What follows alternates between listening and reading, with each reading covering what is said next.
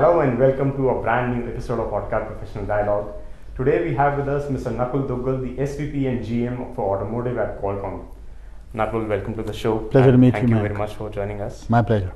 So Nakul, I want to start this conversation by asking you. We've seen sort of a dramatic shift in the automotive industry, with connectivity and digitization sort of picking up pace quite fast. So how do you see the business opportunities and the overall the space of the business in the entire mobility landscape sort of evolving because of this adoption of digitization and connectivity?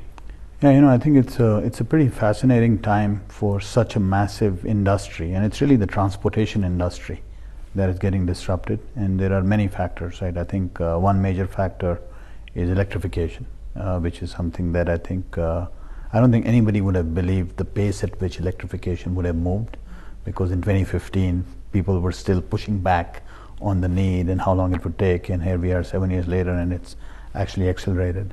I think the other big shift that electrification has brought in is the opportunity for automakers to reinvent themselves in terms of creating a new identity in terms of how they associate themselves with their customer base. It has also allowed a lot of newcomers to enter into the market, and clearly Tesla is the biggest example, but if you just look across the board, a lot of existing car companies are even internally reinventing themselves in terms of the opportunity that electrification provides. And this reinvention is really about creating an experience with the consumer, and also an experience for the car that has to last a much longer period of time than what has traditionally been the relationship that a consumer has had with an automobile. So connectivity is the center of it, because if the car is not connected, just like any other edge device today, it doesn't really have any life after it's driven off. And then as far as experiences go, we focus on so many different aspects of modernizing the car and working with our customers to do that. It's the in-car experience, it's the software ecosystem, it's how the car is relevant for the use case that it's designed for. So it is really, in a very short period of time, a lot of catalysts have caused a massive amount of transformation to take place quite rapidly. So you mentioned about software coming into the automotive space, and with that one question that comes to mind is the entire shared mobility ecosystem. But after the pandemic, are you seeing or are you observing a sort of a dip in this overall trend which was picking up over the last few years? It's I don't think it is a dip. I think it is really customers getting used to what are they going to be comfortable with. And I think these patterns will vary for a period of time. I think there is going to be some inertia depending upon the market. But as you probably know, the individual car ownership has gone up. Individual home ownership has gone up over COVID, because people do want to and value their personal space.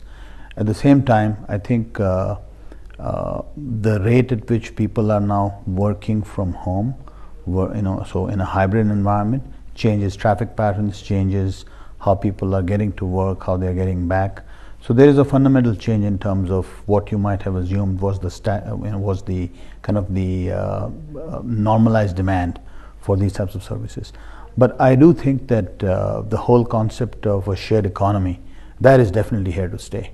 And if you think about it, shared mobility for humans has changed, but the idea of using mobility to deliver e-commerce to your home, that has actually gone up very rapidly. So at the foundational level, I don't think there is necessarily a difference in terms of the patterns.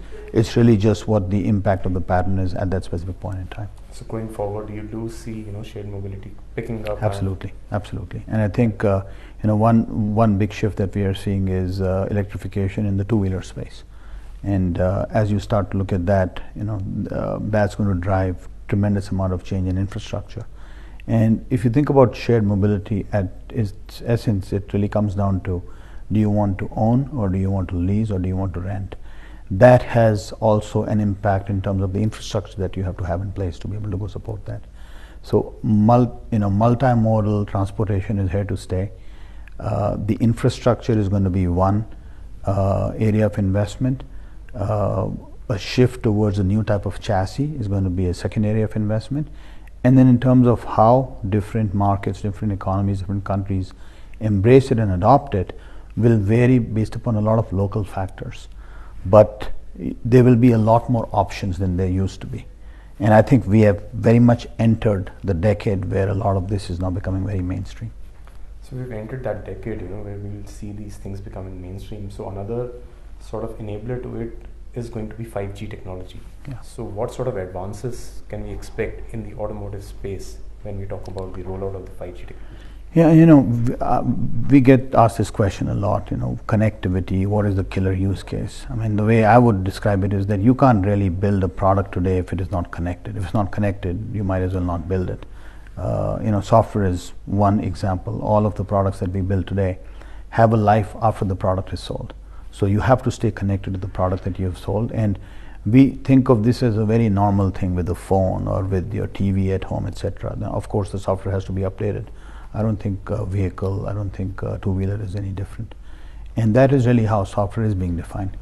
I think the other piece to keep in mind is that the expectation that the consumer has from their transportation product, if you think about safety, if you think about being able to get access to a variety of services, you have to depend upon that connectivity layer to be able to have that. And 5G is the latest wireless technology that we've developed over the last many years. It is a global technology. It is going to be here for the coming decade and more. And that harmonized footprint provides a tremendous amount of capability for new business models, for really being able to sell the product very differently. I think the underlying, since you've been following automotive and in this space for such a long time, I think the fundamental change that is happening is that the product that used to be a car or a two-wheeler was never really sold as a connected product or a digital product. But if you start to sell it like that, how could you sell it without it being connected? And I think maybe that's one way to look at it. Could you also briefly touch upon, the sort of innovations and, like you mentioned, the relationship of Qualcomm with its automotive customers, with respect to the 5G technology? What sort of, innovations and collaborations are you doing right now? Yeah, so our product portfolio has actually evolved a lot over the last 10 years. So we now build what we call the Snapdragon Digital Chassis, which is connectivity for the car. So 5G is one of those pieces, but we build Wi-Fi, we have GPS solutions, we do power line communications, we do Bluetooth for the vehicle. We started to focus on the in-car infotainment experience about 8 years ago, and we are now market leader in terms of all premium infotainment systems for the entire global automaker ecosystem. And we have recently now doubled down on the ADAS space. First we were doing semiconductors. We have now recently completed the acquisition of Veoneer subsidiary Arriver, which brings us the stack. So we have a very broad portfolio of capabilities. The business model with automakers has evolved quite a bit. I think one thing that automakers realized in the last 5-7 years ago, as the competition really heightened for them, as electrification became important, automakers started to compete with a new set of players that didn't really have the legacy, didn't really have the burden of having to run a combustion engine business. So a lot of the new players started off with the clean sheet design. They started off with the software first approach in terms of the products that they were building.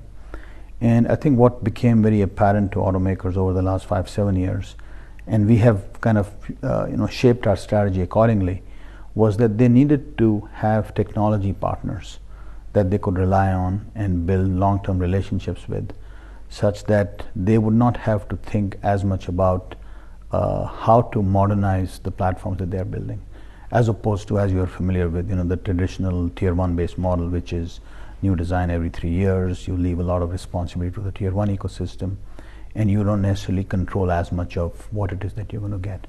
So today, most of our prized relationships with automakers are directly with them. Of course, we work with tier 1s because tier 1s have a very important role to play, but we work in a, let's say, in a triangle relationship where the OEM is at the top and Qualcomm and the tier 1 work together, but directly with the OEM to be able to make these things happen. And I think it has worked quite well, because what we are seeing is that automakers are bringing in-house a lot of capabilities that they were relying on tier 1 on on tier ones or other third parties for, and that allows them to be able to invest in a platform that lives much longer than one generation. For us, it makes a big difference because we are able to partner with the automakers on a multi-generational basis. So when we win a design, we are not just thinking about the next generation, but we are thinking about how do we make sure that there is continuity, that we are able to reduce the burden of switching from one generation to the other. And this really is becoming, in my mind, a fairly standard way of operating, and it really is, I think, the right way to go do it, because we are now in the business of selling our digital chassis as opposed to looking at the opportunity component by component.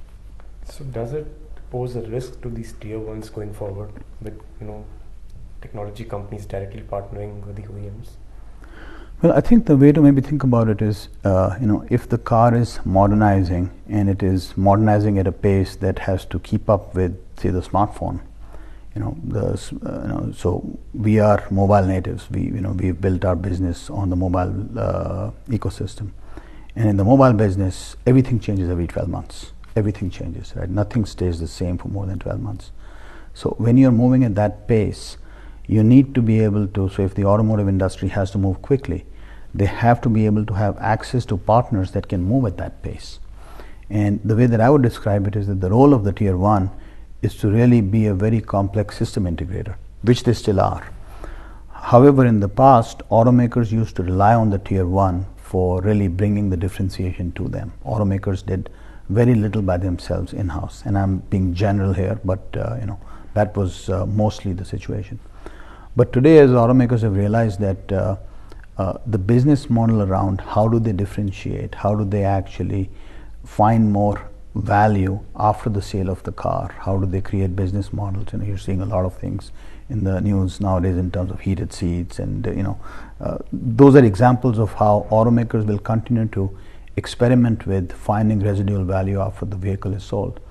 What that means is that the automaker now has to be involved directly in the conversation as opposed to leaving it to a very traditional ecosystem.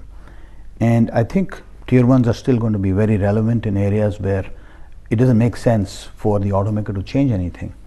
But where automakers are looking to bring in a lot of their own differentiation, a lot of their own IP ownership, they would work with the technology partner directly, which is really true for any ecosystem. So I don't think it's unique that this is happening in automotive alone. I think it's just a sign of the times that for automakers to differentiate, they're going to have to go change this value chain, and that's what's going on. Would that also call for more investments directly from these automakers into these newer technologies going forward? Yeah, I think you are seeing, and even in India, I think you're seeing the amount of focus that there is on software, on owning the experience, on owning the customer, on building that direct relationship.